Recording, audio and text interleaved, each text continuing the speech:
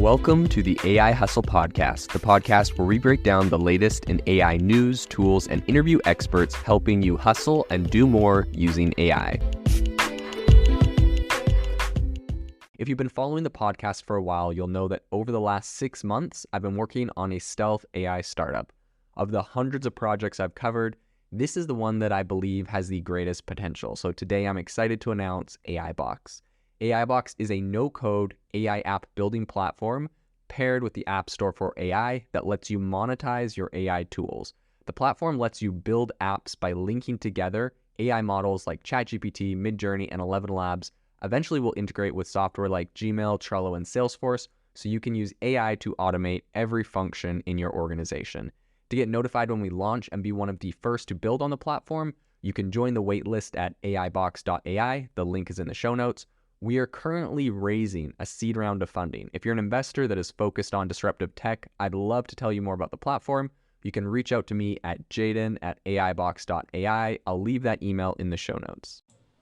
Welcome to the ChatGPT podcast. I'm your host, Jaden Schaefer, and today on the podcast, we are going to be going into some breaking news and a new product that OpenAI has recently launched. So the new product is called Shap-E, and essentially it is a text to 3D model creator or generator. So you put text in and it can create a 3D object out. So today on the podcast, I know that with the whole 3D and AI space, there's a lot of technical jargon I came across as I was trying to research this topic. And so I'm going to try to break it down to you in a way that is easy to understand no matter what level you are at in your AI understanding and 3D imaging understanding.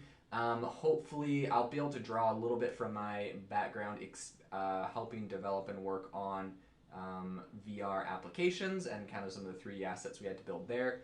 And it's going to be really interesting to see how this differs from a previous tool that OpenAI created that was also a 3D generator, and apparently this is the latest and greatest updated version of that. So without further ado, let's dive into it. But really quick, I did want to let you know that if you want to watch the video, because we do have some video clips of some of these 3D images moving, you're going to want to watch this on Spotify to see some of the visual breakdown. But otherwise, I'll explain everything, and Apple Podcasts, which I think is 70% of you, will be just fine. So what I did want to say right off the bat is OpenAI has been working on a lot of different tools that they are currently milking us for, and this tool here, our gracious overlords open sourced and gave it to us for free. So there is a GitHub with the repo to the code for this that anyone can go and access, and they have examples of what they're what you're able to generate in here. And I will say though, with this GitHub repo and with this whole open source thing, of course, it's a super nice token for OpenAI to create this because number one, it's free. Number two, you don't have to get an API. You don't have to pay them for anything. But that being said, the documentation is definitely lacking, as another blogger, Tom's Hardware, noted.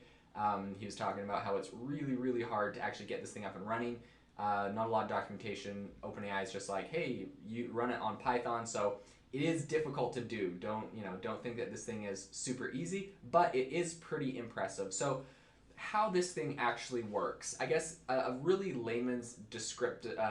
really simple layman's perspective and breakdown on how these AI 3D assets are generated is a couple steps. So first, essentially what happens is you input a text, right? So you could say something like a chair that looks like an avocado. That would be your text.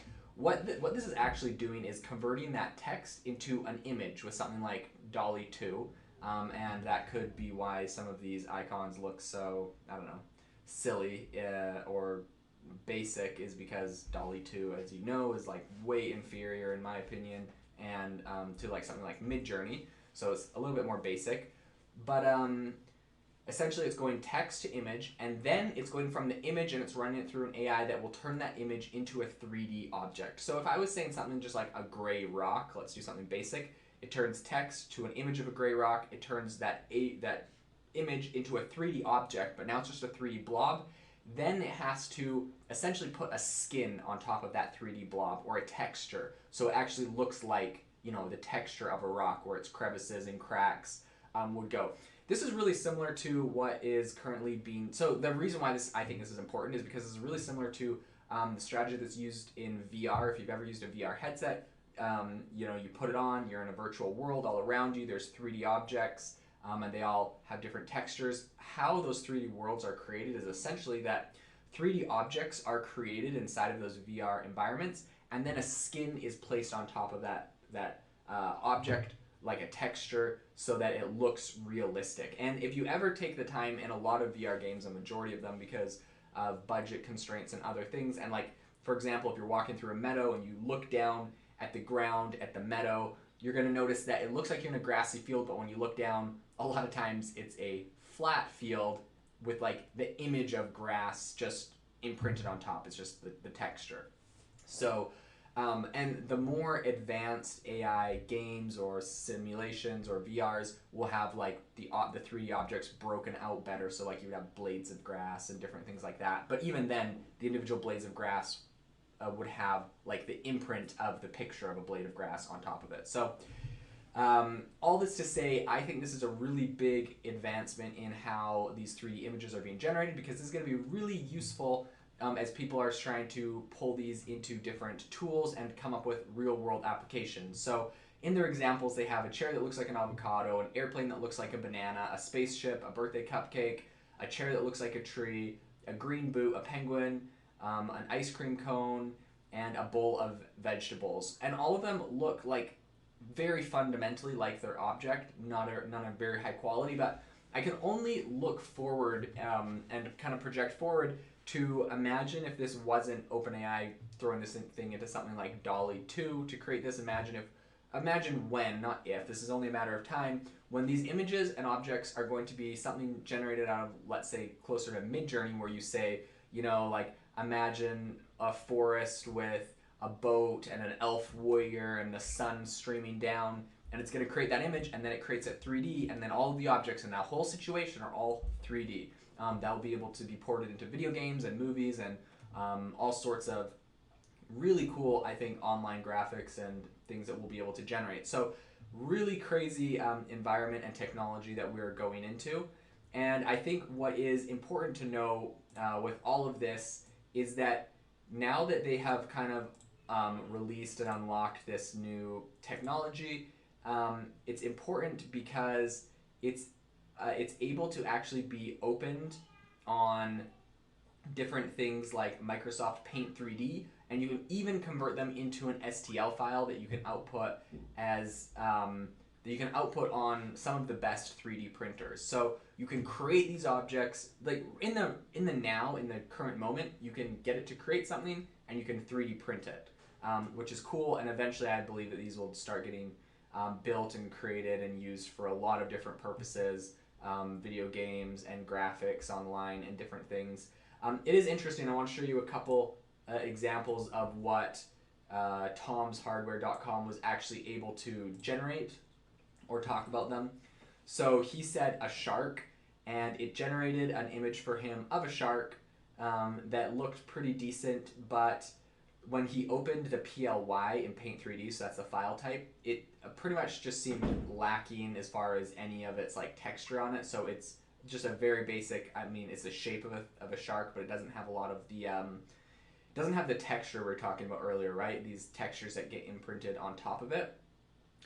So that was an interesting experiment that he ran. He also did one asking it for an airplane that looked like a banana, and he asked it for, I think, he did one that was a Minecraft creeper, and he got something that was a GIF correctly colored green and black, that was in the basic shape of a creeper. However, the real Minecraft fans, he said, would not be satisfied with it as it was too messy of a shape to 3D print. In any case, so this thing isn't perfect. It does create some pretty good 3D renderings of dogs, although a lot of times once you move it over to something like Microsoft Print, the resolution would appear to be getting a little lower, and it's also pretty messed up once he opened it as a PLY 3D file in Paint. It's you probably can't see my screen if you're listening on Apple, but pretty much it comes out as like a pretty good looking corgi, And then when he opens it in like an actual tool that would make it useful, it just kind of looks mutilated, like something you'd expect to see out of DALL-E 2's images, but now for 3D objects. So I think that there's a long ways for a lot of this to go. There's a lot of people that are going through different blogs and talking about ways to improve this. The thing is, this is open source, so at this point it's kind of like OpenAI has released this to the public, to the fans, and now it's kind of up to us and everyone else to take it, perfect it, integrate it with things, and work on it. There's going to be a lot of people that fork it, and it'll be interesting. And so at the end of the day, of course, it's not as polished of a tool as we'd expect OpenAI to come out with if this was like something that they had an API access to and they were charging for. And maybe they hit some roadblocks and decided they had other priorities, so they decided to release it for free as an open source thing.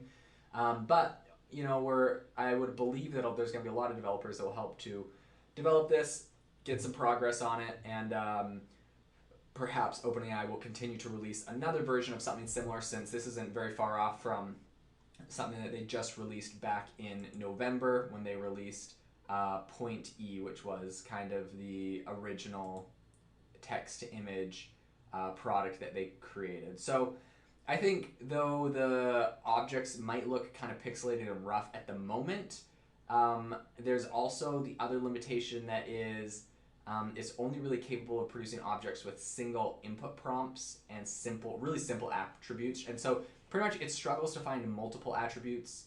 And even their paper that they came out with pointed this out. So you could say like airplane that looks like a banana, and it's, you know, merging banana and airplane together, but anything beyond a couple attributes, it's going to struggle to really properly create that. So it's going to be really interesting to see how this goes, how this unfolds, and the advancements. You know, a lot of people looking at this now might say, oh man, look, you know, it's not very useful when you transport it to another software, or it's not perfect, or it's got glitches, or it's super grainy, whatever.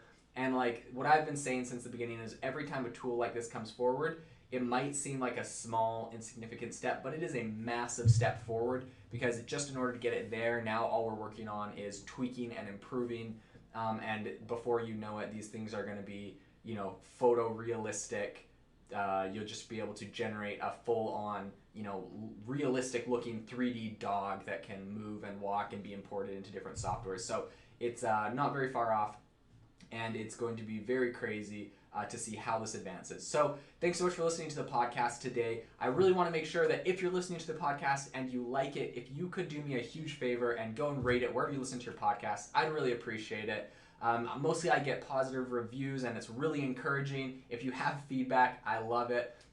Also, feel free to join our Facebook group and send me any feedback you have there. It really helps me to improve the podcast, as this is something that I'm passionate about and I'm just doing for free at the moment to kind of help people out. So really appreciate you being here. Hope you have a wonderful rest of your day, and I will see you next time. If you are looking for an innovative and creative community of people using ChatGPT, you need to join our ChatGPT creators community. I'll drop a link in the description to this podcast. We'd love to see you there, where we share tips and tricks of what is working in ChatGPT. It's a lot easier than a podcast, as you can see screenshots, you can share and comment on things that are currently working. So if this sounds interesting to you, check out the link in the comment. We'd love to have you in the community.